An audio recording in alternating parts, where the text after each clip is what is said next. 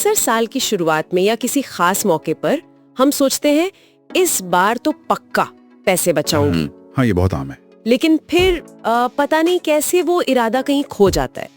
ऐसा क्यों होता है? आज हम कुछ ऐसे स्रोतों पर बात कर रहे हैं जो बताते हैं कि हमारे ये जो वित्तीय लक्ष्य हैं या अक्सर अधूरे क्यों रह जाते हैं और उन्हें हकीकत कैसे बनाया जाए। बिल्कुल। और इन सोर्सेज में एक दिलचस्प बात सामने आती है। क्या? कि समस्या अक्सर विल पावर मतलब इच्छा शक्ति की नहीं होती। अच्छा, तो फिर किस चीज की होती है? ज्यादातर होती है लक्ष्य बनाने के तरीके की।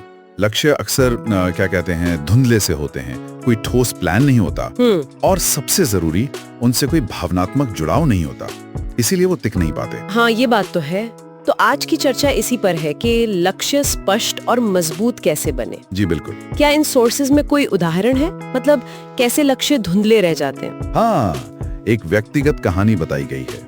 पहली नौकरी थी, कमाई ठीक ठाक थी। ओके। पर महीने के आखिर में पैसे कहाँ गए कुछ समझ ही नहीं आता था। अरे हाँ, ये तो बहुत लोगों के साथ होता है। बिल्कुल। तो उन्होंने डायरी में लिखा, हर महीने 5,000 रुपए बचाऊंगा। इरादा नेक था, पर वो कभी पूरा नहीं हुआ। क्यों? क्योंकि लक्ष्य का कोई ढांचा नहीं था, कोई प्लान नहीं, और जैसा मैंने कहा, कोई स्पष्ट क्यों नहीं था। वो क्यों वाली बात हाँ, ये दिखाता है कि सिर्फ पैसे बचाने हैं सोच लेना वो काफी नहीं है। बिल्कुल नहीं। तो फिर लक्ष्य बनाते समय ये स्पष्टता और उद्देश्य ये कैसे लाया जाए, वो क्यों कैसे पता चले? यहीं पर स्रोत दो बुनियादी सवाल पूछने को कहते हैं। पहला, मैं असल में क्या हासिल करना चाहता हूँ, ठीक है, और दूसरा, ये मेरे लिए क्यों जरूरी है। अब देखिए, ज्यादा पैसे बचाना ये कमजोर लक्ष्य है। हाँ, मतलब कितना ज्यादा, क्यों, कुछ पता नहीं। ताकि नौकरी छोड़कर फ्रीलांसिंग शुरू करने की आजादी मिले। अब ये मजबूत है। हाँ, इसमें एक मकसद है, एक वजह है। बिल्कुल। जब लक्ष्य का एक मतलब होता है ना, तो उसके लिए जो मेहनत करते हैं वो बोझ नहीं लगती, वो एक निवेश जैसा लगता है। सही कहा। तो क्यों समझना बहुत जरूरी है, पर इस क्यों को एक ठोस हासिल करने लायक लक्ष्य में कैसे बदले? कोई फ्रेमवर्क, कोई तरीका? हाँ, यहाँ एक बहुत जाने माने तरीके का जिक्र है, स्मार्ट गोल्स। Smart, SMART। जी। स्पेसिफिक यानी विशिष्ट, मेजरेबल यानी मापने योग्य, अचीवेबल यानी प्राप्त करने योग्य, रेलेवेंट यानी प्रासंगिक, और टाइम बाउंड यानी समय सीमा के साथ। अच्छा, ये तो सुना है।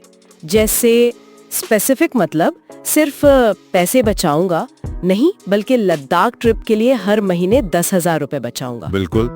मेजरेबल, किसी ऐप या शीट से ट्रैक कर सकें। अचीवेबल, ऐसा ना हो कि बजट से ही बाहर हो। हाँ, हवा हवाई ना हो। सही।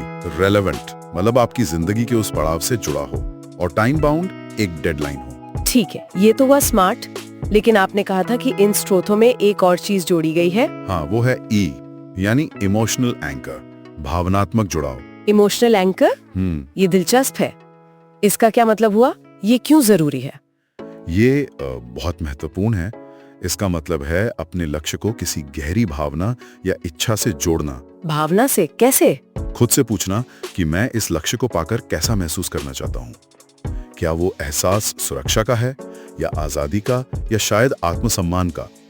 स्रोत यही कहते हैं कि जब आप ये भावनाएं जोड़ देते हैं ना, तो बचत सिर्फ एक काम नहीं रह जाती, वो आपके लिए आत्मसम्मान पाने का जरिया बन जाती है। अच्छा, तो मुश्किल वक्त में भी टिके रहने की प्रेरणा मिलती है उससे। बिल्कुल, वही तो असल ताकत है।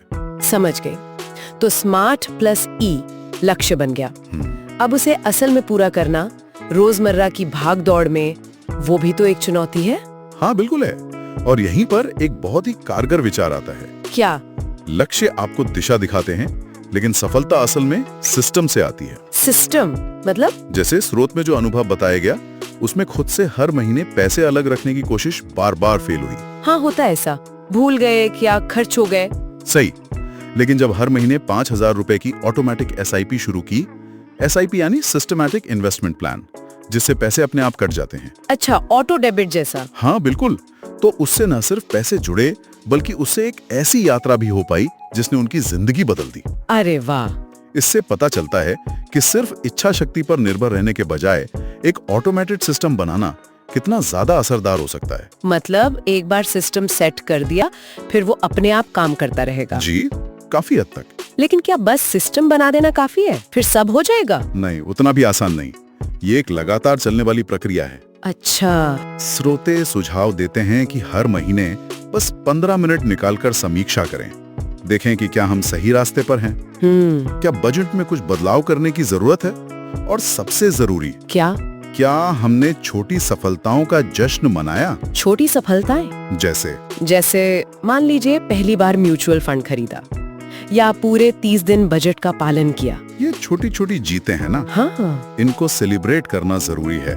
इससे सफर मजेदार बनता है और लंबे समय तक टिके रहने की हिम्मत मिलती है। वाह, ये अच्छी बात कही। तो इस पूरी चर्चा का निचोड़ मतलब सार ये लगता है कि जो प्रभावी वित्तीय लक्ष्य होते हैं वो सिर्फ इच्छाएं नहीं होती। नहीं, बिल्कुल नहीं। वो स्मार्ट प्लस ई होने चाहिए, स्पष्ट, मापने योग्य, हासिल करने लायक, प्रासंगिक, समय पर बंधे हुए और सबसे जरूरी भावनात्मक रूप से जुड़े हुए। सही।